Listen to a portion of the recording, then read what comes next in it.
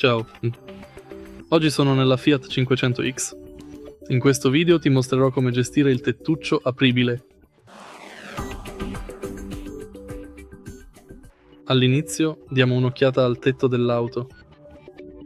La tendina si aziona manualmente, ma il tettuccio apribile può essere gestito da questo pannello.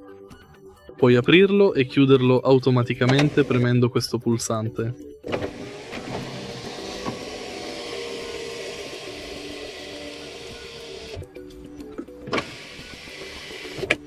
Oppure puoi chiuderlo e aprirlo manualmente premendo questo pulsante.